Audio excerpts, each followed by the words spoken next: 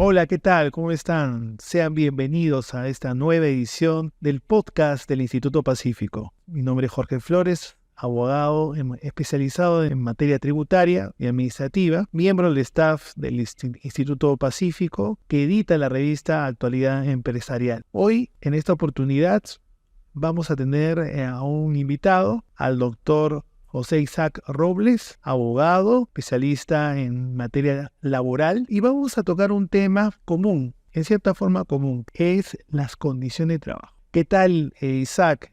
Muy gusto de tenerte en el programa y conversar este tema común que a muchos interesa. Hola Jorge, muchas gracias. Sí, es un tema bastante común y a la vez controvertido, ¿no? Porque esta figura tiende a generar bastante confusión en el uso, ¿no? Dentro de lo que es, por ejemplo, una relación laboral, ¿no? A veces se le confunde como una condición de trabajo, a veces, bueno, por desconocimiento y otras veces también un tanto a propósito, ¿no? Porque es un concepto que en algunos aspectos está inafecto de las obligaciones sociales, ¿no? En este caso del empleador, ¿no? Exacto, Isaac. Mira, desde el punto de vista tributario, tú sabes muy bien que un trabajador en materia tributaria, la tributación, administración tributaria, ve a un trabajador como un perceptor de renta de quinta categoría. Y el artículo 34 de la Ley de Impuestos a la Renta establece cualquier concepto por el hecho de ser trabajador, salvo algunas excepciones, ¿no? Está afecto a renta de quinta categoría. Entonces, para nosotros los tributaristas y los contadores, la división de conceptos remunerativos y no remunerativos en el ámbito tributario digamos, desaparece. Pero desde el punto de vista laboral, la condición de trabajo, ¿en qué ámbito se mantendría? ¿Como un concepto remunerativo, como un concepto no remunerativo? ¿O hay una transferencia en esa confusión que algunas veces has percibido en su aplicación? Una excelente pregunta en ese aspecto, ¿no? Porque la condición la condición de trabajo en sí no constituye un concepto remunerativo, ¿no? Como tal, su propio nombre lo dice, es una condición que es un monto de dinero que le otorga el empleador al trabajador para que cumpla sus funciones, ¿no? Y en este caso, al no ser de libre disposición, entonces no constituye un concepto remunerativo, ¿no? Sino más bien una condición de trabajo porque el trabajador va a tener que prestarle o reportarle los gastos de esta condición al empleador, ¿no? Porque, por ejemplo, es el caso de la movilidad como condición de trabajo, ¿no? Que supongo lo verás bastante también en el tema tributario, ¿no? Sujeto a los límites del 4%, me parece, ¿no? La remuneración mínima vital y, bueno, ordena la norma que se maneje una planilla de movilidad, ¿no? En el caso de nosotros no se establece nada, ¿no? La norma laboral simplemente dice, bueno, el monto tiene que ser razonable, ¿no? Ya los límites los crea ya la parte tributaria, se podría decir, la ley del impuesto a la renta, ¿no? Y bueno, este monto en sí se otorga para que el trabajador, por ejemplo, pueda trasladarse a su centro de labores, ¿no? Aunque bueno, también existen distintos tipos de movilidad, también que es otro tema aparte, ¿no? Sí, efectivamente, ¿no? El ejemplo que tú pones en nuestra legislación, tú sabes muy bien que para toda empresa un gasto se tiene que sustentar con comprobantes de pago. ¿Ok? Pero en el caso específico del gasto de movilidad, hay dos formas, ¿no? Que la propia empresa contrate a una empresa transportista de personas, le emite una factura, ¿ok? Y evidentemente ese gasto se cumple con todos los requisitos, ese gasto deducible no suma a la base de renta de quinta del trabajador, ¿no? Porque se tiene certeza clara de que ese dinero no es de su libre disponibilidad. Pero hay otro supuesto donde efectivamente el pago lo realiza la empresa, el empleador, directamente al trabajador. Ese monto diario no puede superar el 4% de la remuneración mínima vital. ¿Por qué? Porque en este caso se entiende que el trabajador va a utilizar un medio de transporte urbano, ¿no? Que no emiten comprobantes de pago, en este caso factura. Entonces Jim tiene que llenar esta planilla de movilidad que aún no es electrónica, es física, se tiene que imprimir, es manuscrita, ¿no? Porque muchos piensan que si lo puedo poner en un sistema, no. Es manuscrita. Lamentablemente el reglamento de la ley de impuestos a la renta la mantiene manuscrita y tiene que llenar unos campos, ¿no? De esa forma se acredita que no es de su libre disponibilidad y por lo tanto es un gasto de la empresa y no suma la base de renta de quinta categoría, ¿no? Entonces, ese es un ejemplo claro, digamos, de una condición de trabajo que la tributación lo digamos, lo regula para fines de la deducibilidad de un gasto. Claro, y justamente en lo que hablas, al ser una condición de trabajo, este monto ya no sería base de cálculo, por ejemplo, para los beneficios laborales, ¿no? La única referencia en la ley laboral que se tiene acerca de las condiciones de trabajo o aquellos conceptos que no son conceptos remunerativos es lo que establece la ley de CTS, ¿no? El decreto 01-97-TR, ¿no? A partir del artículo 19 y 20 te señala qué conceptos no forman base de cálculo de los beneficios laborales, ¿no? Bueno, en este caso la CTS, pero que la gratificación y las vacaciones toman también como regla, ¿no? Como una base, ¿no? Una referencia se podría decir, ¿no? Y dentro de ellos están las condiciones de trabajo. No son conceptos remunerativos, tú mismo lo acabas de decir, no es un monto de libre disposición del trabajador, ¿no? Y como tal, bueno, por la ley del impuesto a la renta no está afecto a renta de quinta categoría y en nuestro caso no es base de cálculo de ningún beneficio laboral, pues, ¿no? Y una pregunta, Isaac, por ejemplo, yo entiendo que hay montos, independientemente que sean remunerativos o no remunerativos, que si existe una periodicidad de 2 o 3 meses, son susceptibles de convertirse en un concepto remunerativo. Como por ejemplo, ¿no? Siempre nos hacen esta pregunta de nuestros suscriptores que, bueno, yo le doy por movilidad a condición que venga el trabajador a la empresa. Y uno se hace pregunta, pero hay una planilla de movilidad. No, sino que yo le pago ahí en su, ¿no? en su cuenta de haberes ese monto, pero siempre y cuando venga, porque es una dificultad y el empleador tiene la necesidad que no falte al centro de labores. ¿Esos conceptos son condición de trabajo? ¿Cómo se trata en el ámbito laboral? ¿Cuál es su tratamiento? Buena pregunta. Mira, ahí justamente vamos a ir a los tipos de movilidad que existen, ¿no? En el ámbito laboral podríamos hablar de 3 tipos. La movilidad como condición de trabajo, la que tú explicaste, ¿no? Del manejo de una planilla de movilidad. La otra es la movilidad supeditada a asistencia, ¿no? La necesidad del empleador de darle un monto de dinero al trabajador, que la norma dice, bueno, es un monto razonable. Nosotros no establecemos o no se establece bajo la ley laboral un límite, ya tendría que sujetarse quizás a los límites tributarios, ¿no? Para que el trabajador se traslade de su domicilio a la empresa y de la empresa a su domicilio. Y finalmente también la movilidad de libre disposición. El caso que tú me comentas se encajaría perfectamente en lo que es una movilidad supeditada a asistencia. Y bajo lo que establece la ley de CTS, en el artículo 19, la movilidad supeditada a asistencia no es un concepto remunerativo y en este caso no forma base de cálculo, por ejemplo, de los beneficios laborales. Entonces, por más que tú lo otorgues periódicamente, nunca va a convertirse en un concepto remunerativo, ¿no? Cosa muy diferente que es la movilidad de libre disposición, ¿no? Yo le entrego, por ejemplo, a mi trabajador 200 soles, 300 soles por movilidad, ¿no? Mensualmente. Eso sería una movilidad de libre disposición finalmente, ¿no? Entonces, esa movilidad de libre disposición sí estaría o sí sería base de cálculo de todos los beneficios laborales, ¿no? Bueno, en este caso sería base de cálculo para lo que es, por ejemplo, CTS, gratificaciones, vacaciones, ¿no? Sí se le consideraría un concepto remunerativo finalmente, porque, como te decía en un inicio, es de libre disposición del trabajador, ¿no? Bueno, y muy claro, Isaac, ¿no? Pues desde el punto de vista tributario, esos dos conceptos que no son, digamos, condición de trabajo, ¿no? El de condición de asistencia y el de libre disposición, desde el punto de vista tributario, en ambos casos formaría parte de la renta de quinta categoría. Claro. Un excelente detalle, ¿no? Porque, por ejemplo, en el PLAME, la declaración del PLAME, estos dos conceptos, si bien es cierto, están en distintas casillas, ¿no? Al momento de hacer la declaración, pero ambos conceptos están afectos a renta de quinta categoría. Y mira, es curioso porque la movilidad supeditada a asistencia para nosotros no es un concepto remunerativo, Exacto. sin embargo está afecto a renta de quinta, ¿no? Y como que por momentos genera una confusión porque la mayoría de consultas que recibimos en Instituto Pacífico siempre preguntan, oigan, ¿la movilidad de libre disposición es base de cálculo de los beneficios laborales? Porque quizás en algunos casos consideran que es un concepto remunerativo, ¿no? Exacto, y ahí uno puede ver la diferencia entre el ámbito tributario y laboral, porque en el ámbito tributario esa división de concepto remunerativo y no remunerativo no es relevante. Todo va a ser afecto a renta quinta, ¿no? Y ahí uno ve que la tributación trata al trabajador no estrictamente la defensa de sus derechos laborales, sino a un perceptor de renta de quinta. Exacto. Entonces, eso es lo que a veces, y por eso SUNAT no tendría por qué estar cuestionando si se, digamos, defiende o no, porque no es su competencia. Claro. Sí interviene en el caso de notificaciones por el hecho si el agente de retención, en este caso el empleador, cumplió debidamente con la retención que corresponde, ¿no? Ese es su interés en realidad de SUNAT, ¿no? Entonces, por eso de alguna manera, si uno, digamos, establece las líneas claras, ¿no? En las materias, ¿no? Las cosas pueden salir mejor, ¿no? Y no exista tanta confusión. Y otro ejemplo, Isaac, que me gustaría tocar es el tema de las capacitaciones, ¿no?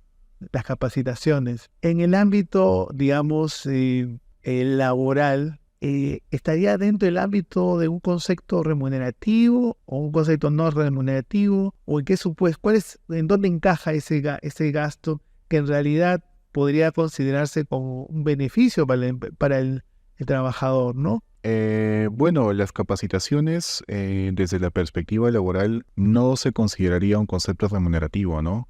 Tengo entendido que para el ámbito tributario sí genera un cierto concepto deducible, me parece, ¿no? No sé si me equivoco en ese aspecto, tú eres el maestro en eso. Pero en el caso de aspecto laboral no constituye, ¿no? No constituye un concepto remunerativo, o no le podríamos dar el tratamiento de un concepto remunerativo, ¿no? Simplemente sería un monto que el empleador puede destinar para capacitar a sus trabajadores, ¿no? Es decir, digamos, este ingreso, este gasto que hace el empleador, parte de la necesidad propia del empleador, para que sus trabajadores adquieran las capacidades de acuerdo al giro del negocio que necesita la empresa, ¿no? Claro, Ese es el punto, ¿no? Por eso no es un concepto remunerativo, ¿no?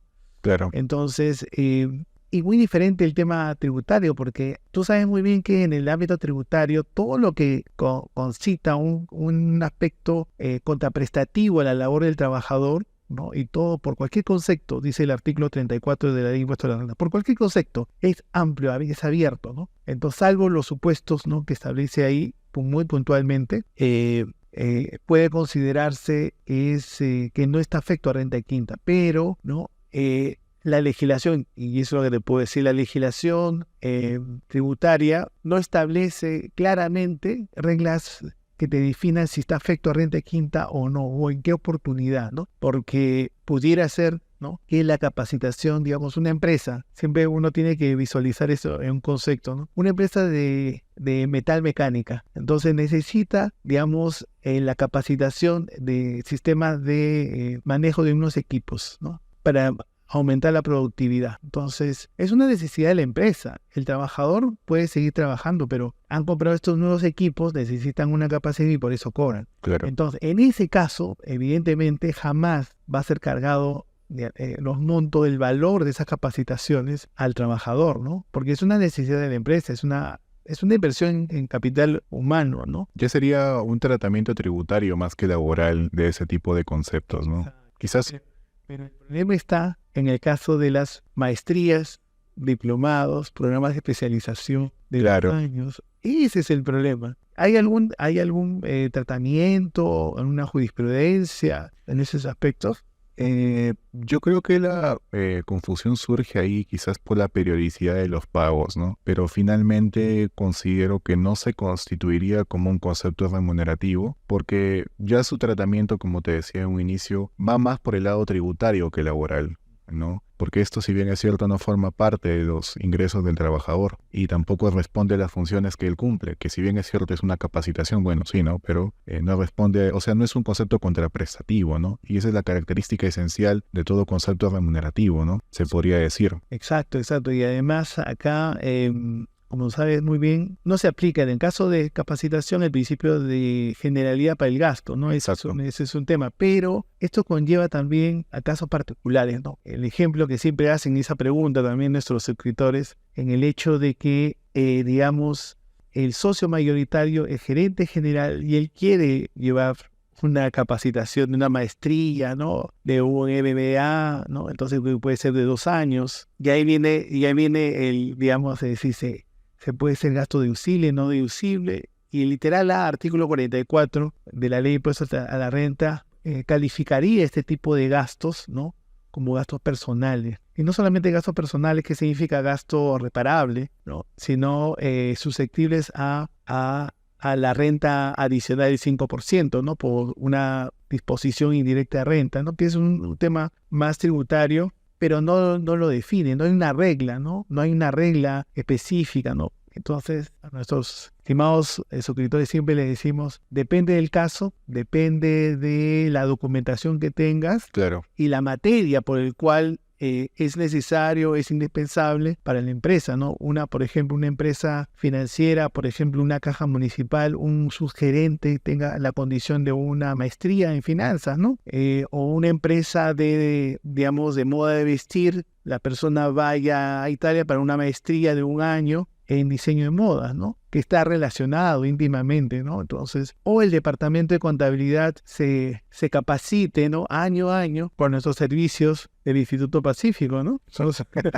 Entonces ahí uno puede, digamos, decir, sí, son gastos deducibles, son capacitaciones, no están afectos a renta quinta, podría ser, ¿no? Claro. Uno de los conceptos también que mayormente se ve en lo que es condiciones de trabajo es el tema de la alimentación. Qué buen tema. Y justamente es lo que es la alimentación principal y la alimentación como condición de trabajo. Y bueno, ya en tercer lugar estaría las prestaciones alimentarias, ¿no? Tanto de manera directa como de manera indirecta. La alimentación principal definitivamente viene a ser un concepto remunerativo, ¿no? Lo que hablamos del desayuno, el almuerzo o la cena, ¿no? Cualquiera de esas 3 comidas constituye un concepto remunerativo, ¿no? Sea que se entregue en especie o se entregue en dinero. Ahora, hablando de la alimentación como condición de trabajo, ¿no? Que es quizás la disyuntiva que en algunos casos surge, ¿no? ¿Cuándo es aplicable la alimentación como condición de trabajo, ¿no? En el caso laboral se aplica, por ejemplo, cuando el trabajador no puede, en este caso, adquirir sus alimentos, ¿no? Por ejemplo, un trabajador que labora en un campamento minero, una zona remota, ¿no? Entonces, en esos casos, el trabajador no tiene a dónde ir, ¿no? De salir, no tiene opciones de salir y comprar sus alimentos, ¿no? Entonces, en esos casos, es la misma empresa la que le otorga los alimentos al trabajador. Digamos, es una condición sine qua non, en el cual no es posible que pueda... Exacto. Y justamente a eso se limita, ¿no? O sea, es una condición de trabajo porque sin ella no va a poder cumplir sus labores, ¿no? Y esa es la característica especial de la alimentación como condición de trabajo, ¿no? Casi ya un factor de productividad. Exacto. Y bueno, finalmente están lo que son las prestaciones alimentarias, pues, ¿no? Lo que hablamos de el suministro directo, cuando se trabaja, por ejemplo, la alimentación a través de un concesionario, esto de acuerdo a la ley 28051, sí constituye un concepto remunerativo, pero en contraposición está la prestación de suministro indirecto, ¿no? Que sería, por ejemplo, los vales de consumo. Exacto, ¿no? Entonces, la misma norma te dice, eso no tiene un tratamiento como condición como concepto remunerativo, ¿no? Exacto. Entonces, no es base de cálculo. Sin embargo, me parece, efecto de renta de quinta categoría. Ese es un punto, porque en el caso de la alimentación como factor de productividad, como una condición, digamos, de trabajo, evidentemente, eso es un gasto, digamos, de la propia empresa, ¿no? En el caso de los concesionarios, y ahí el caso particular también de muchas empresas que dicen, porque hay 2 casos, ¿no? Me dice, no, lo que sucede es que ganan poco, no quiero que se vayan porque tendrían que irse a un lugar para la hora del almuerzo, se demorarían 2 horas, entonces yo les pongo la comida, de la alimentación, ¿no? Eso es lo que dicen algunos empresarios. Y el otro supuesto es de los vales, ¿no? Es decir, mira, de la misma mina les dan alimentación a los trabajadores de la mina, pero digamos, de la misma empresa en la mina, a los trabajadores que están en una oficina en Lima, en un edificio, le dan vales de consumo, ¿no? Entonces, tal vez a un trabajador de oficina, a un, no sé, contador, financista, administrativo, diga, bueno, ¿dónde puedo conseguir? En el concesionario. No me puede gustar la comida, ¿no? Puede comerlo como no. Pero que la empresa le dé o no le dé, eso no interrumpe su labor, ¿no? Exacto. Lo puede realizar. Pero en esos casos, para efectos tributarios, todos esos conceptos de vales de consumo o alimentación, que en realidad no constituyen condiciones de trabajo, están afectos a renta quinta, ¿no? Sí. Eso es, digamos, así de duro puede ser digamos, las normas tributarias, pero Digamos, toda contraprestación, ¿no? Toda Claro. contraprestación que establece en el artículo 34 de la Ley de Impuesto de la Renta. En los casos de la alimentación principal o incluso como condición de trabajo, creo que siempre va a estar sujeto a los, laboralmente, principios de razonabilidad, ¿no? En cuanto a los montos, ¿no?